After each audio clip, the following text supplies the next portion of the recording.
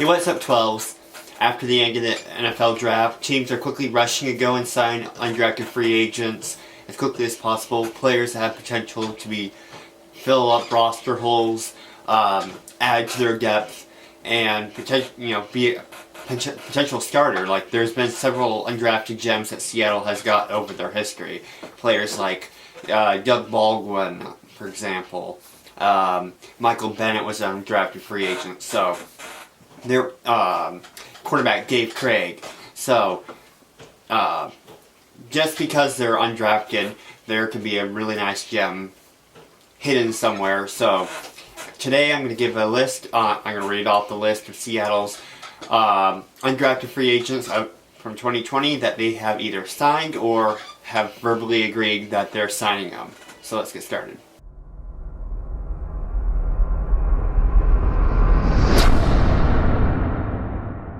So one of the first guys Seattle signed coming out of the draft was defensive back Josh Norwood, defensive back from West Virginia.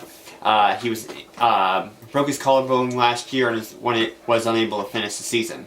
But Seattle did not get any corners in this draft. They've been showing that they're going to stock up on undrafted free agents and veteran defensive backs to make up for what they have lost. Like they had Akeem King start last couple of years. He either started certain games when players were out and did pretty decently. He's also played slot cornerback position. And then they also had a few games where Seattle had him covering the tight ends, and he did pretty well. So Seattle is trying to bulk up on inexpensive cornerbacks, DBs, because right now they only have, I believe right now they only have 3 safeties on Seattle's roster right now. You got Trey Flowers, Shaquille Griffin, Quentin Dunbar, and Ugo Madi. So, and then you have Nico Thorpe, who's I don't think is going to start at all defensively. He's strictly a special teamer. So, adding this player is going to add more depth to their roster. So one of the players that I'm most excited about, Washington brought in UW star Aaron Fuller, wide receiver. He was one of the most targeted wide receivers over the last couple of years. Similar to Dante Pettis, who was drafted by San Francisco 2 years ago. Very similar play style. Seattle's trying to match San Francisco's play style, so normally when you're in a division, you normally want to have similar play styles. Like for the NFC West, you have all the teams are really run heavy. San Francisco set the trend for a lot of fly sweeps, a lot of fancy different style plays that all the teams are now trying to copy. The LA Rams have that with the Brandon Cooks, who's now gone. You got San Francisco has Deebo Samuels. Seattle, they have Taylor Lockett, and with the addition of Aaron Fuller, they're trying to mimic that, be able to compete with that type of play style. So Aaron Fuller is one of them, long distance play style, and also he's a UW Husky. Really excited about that. Another player on the list, Seattle signed, I hope I'm getting this right, Debian Renfro, defensive back out of Texas A&M. He started 11 games and then got injured. He was a rotational piece. With adding Renfro, this will just add more depth to Seattle's defensive back depth. So another great acquisition. Another great big acquisition. I don't know a lot about him, but from his size and all that, he looks similar. Cam Chancellor, Richard Sherman. He looks like a big defensive back. He's played both corner and safety, I believe, so he has some versatility. Next player, another defensive back, Gavin Haslip out of Stony Brooks. It's evident that Seattle's trying to stock up a lot of corners and DBs to have a lot of depth for this next upcoming season. They did that with their offensive line. Pete Carroll said he wanted to be sure. Basically, he wanted to have the right fix there. So he wanted to have a lot of options. Like the last couple of years, Seattle hasn't had a lot of cornerback, especially cornerback depth.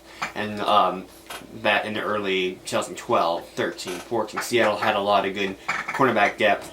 on their roster. So I believe Pete Carroll's trying to bring the roster back up to what they were in 2012 and 13. The next player on the list, Seattle signed tight end Tyler Mayberry out of Maryland.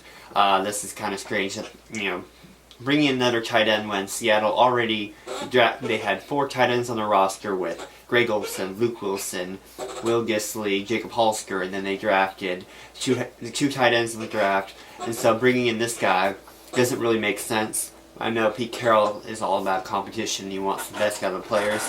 This guy can be more to add more competition. You try to get the veterans to play harder, to push them more, and so they won't get complacent. So this is probably I don't see him making the final roster cuts coming in September, but don't be surprised. Pete Carroll does not.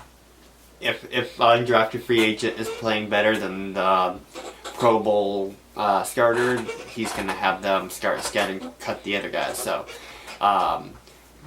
don't be shocked. I personally don't think he's making the roster. He's probably just another camp body. Next player on the list, Seattle signed Marcus Webb out of Troy, defensive tackle. He was Troy's leading sacker last season.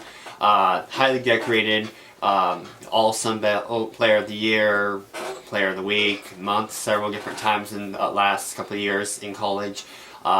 He reminds me, I haven't seen any of his footage, but from what I read and different stuff, he reminds me of Jaron Reed. He put up a lot of sacks, very good defensive tackle. Seattle is, they don't have any depth there really. They didn't take any defensive tackles in the draft. Currently, they only have Poona Ford, Jaron Reed, Nazir Jones, who was the other guy? So I believe they only have 4 tackles on the roster. So with bringing in Webb, this is a nice. I believe this is a good free agent, undrafted free agent that they brought in. I would be surprised if he didn't make it. I'm pretty sure it's possible that he can make it on the final roster cuts in starting in September, potentially becoming a starter, being put into that rotation of 3 or 4 guys. So he looks from what I read about him, he looks pretty good. Excited about this signing. The next player on the list, Seattle signed running back Anthony Jones out of FIU, relative to Dalvin Cook. He was recovering from being shot in the face about a year ago. Just another running back to add to Seattle's depth. Right now they only took 1 running back in the draft and not signing any free agents. So Seattle is just bringing another running back to compete. Push Rashad Penny. The next player on the list, Seattle signed quarterback Anthony Gordon out of Wazoo. He led the nation in passing yards in 2019. Excited to get him. Another quarterback for Pete Carroll to groom behind Russell Wilson. It's obvious he's not going to take over for Russell Wilson, but it's always good to have that quarterback backup available in case of emergency. Even though you expect something to happen, you always should have an emergency backup plan. And then down the road, if he grooms into a good player, he could be traded off to another team for draft capital. So that's a great move on Seattle's part with this signing. NFL ranked him as the second best undrafted free agent signing by an NFL team this year. The last player on the list, Seattle agreed to sign outside linebacker Eli Mentzer out of Albany. Just adding more linebackers to their roster. I don't know if they really adding this little linebacker. I don't see why they need to, unless they're just trying to push players like Cody Barton and even Ben Burke-Kirven, who, with the drafting Jordan Brooks in the first round, I believe Brooks is now going to take the Sam linebacker spot. You got Bobby Wagner, KJ Wright. I don't think is going anywhere this year, and then that just leaves Cody Barton and BBK to play special teams and backup. And so, signing of Eli Mentzer, I don't think he's going to be on the roster in 2020. I just believe he'll be another camp body and a player to push the younger linebackers to perform better. This last Tuesday, Seattle claimed cornerback Jason Stanley off of waivers. He was cut by Jacksonville. just another corner being added, that Seattle's adding to the cornerback depth.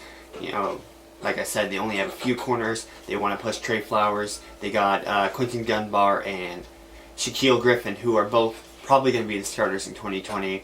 But both of them are on their last year contract. So like they each are here just for 1 year. So I think Seattle is basically, those two guys are probably competing for. Seattle's probably going to choose between one of those guys. The other position is probably going to be either Trey Flowers or whichever players that they're bringing to this competition. And Seattle also wants to bring competition at the slot cornerback spot. You know, they brought in cornerback Lyndon Stevens off waivers from Miami, another corner that would help push Ugo Amadi, and he could also probably cover tight ends. So that's all I got right for now. Be sure to keep your eye out for more of my videos, because I'll be giving updates on Seattle's, you know, if any potential free agent signings, big news like signing Jadeveon Clowney, if that ever happens. If they bring in Everson Griffin, trade for Matt Judon, or Unique Ngakoue, all of that exciting stuff will be in my movies somewhere down the road. So keep an eye out for that. Thanks for watching. If you have any ideas for sports-related videos, be sure to leave them in the comment section below, because I may use them, and I'll give you a shout out in the movie. So thanks for watching. I'll see you around. Go Hawks.